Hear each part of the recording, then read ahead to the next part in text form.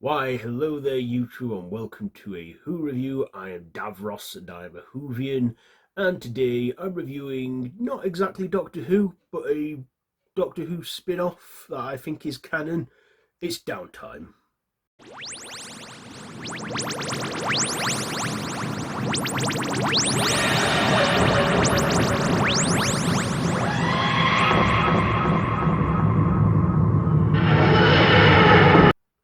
So, Downtime. This is a straight-to-video special that came out in 1995.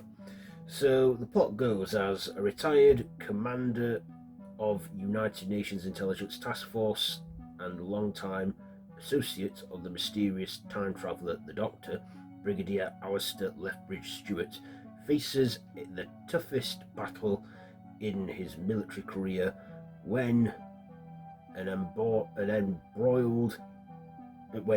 when he is embroiled in a plot unwittingly set in motion by university chancellor Victoria Waterfield, herself a former companion of the Doctor, to take over the Earth with an evil alien entity called the Great Intelligence, aided by forces such as the robot, aided by creatures by the robot Yetis, and that. Can the Brigadier defeat this menace to the Earth without the Doctor's help? So that's the plot there. What did I like about this one? Well, no, we don't just get Courtney back. We get Deborah Watling back as Victoria Waterfield after she exited the show in '67. She returns as Victoria, now in the 20th century. We also get Elisabeth Sladen return as Sarah Jane Smith in her second outing in a Doctor Who spin-off. We all know that she had the lead in K9 and Company, which was a one-off, and this is a one-off. So I like that we got Nicholas Courtney, Elisabeth Sladen, Deborah Watling, and also we get the debut of Kate Lethbridge-Stewart. Yeah, she didn't first appear in The Power of Three in Matt Smith's era. She actually first appeared in this. Of course, she wasn't played by Gemma Redgrave. She was played by Beverly Cressman, and she is the Brigadier's daughter, and we see her get caught up in all this. Also, we get the return of some old familiar foes, such as the robot Yeti, and of course the Great Intelligence, which again is a classic Who villain. They didn't just make their appearance in Matt Smith's era, they've been around since Patrick Troughton's era from what I can gather, and were responsible for the robot Yeti.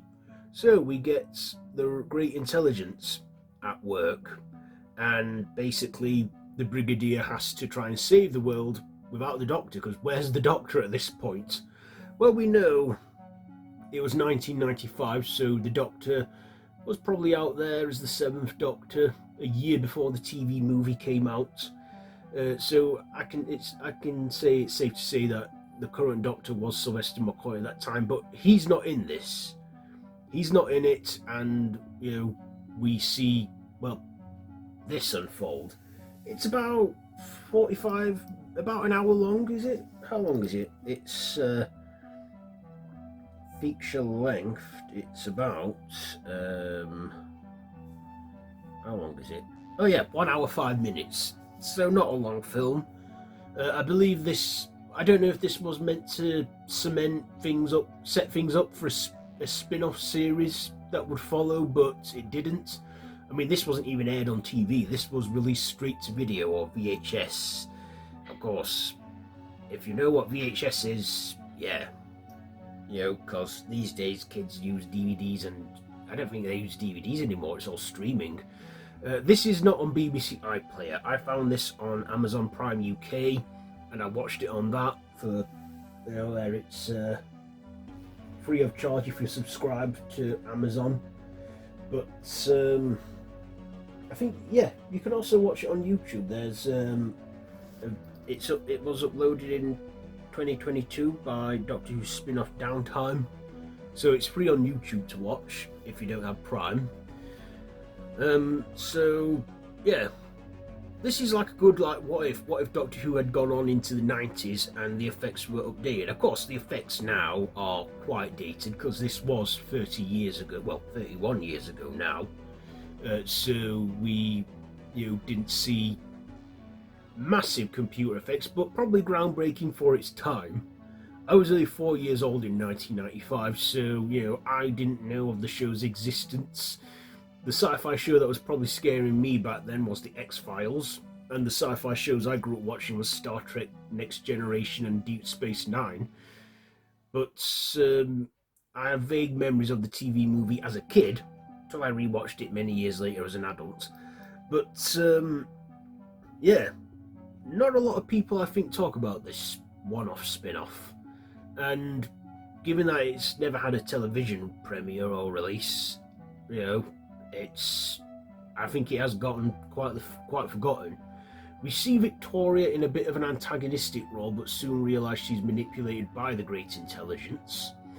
And we see Elisabeth Sladen doing what she does best as Sarah Jane, a journalist investigating alien activities. And we still see her with her friendship with the Brigadier.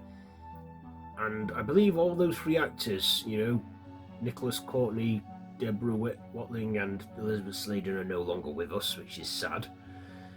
But it's your time, unfortunately. But yeah, this was an okay one. I won't say it was massively brilliant, but definitely slipped under the radar and probably does deserve a bit more attention than it does get. If I watch this again, I might find it as something to have on in the background. But I'm glad I watched it. I'm glad I watched Downtime. I thought I'd watch it around Christmas time and stuff,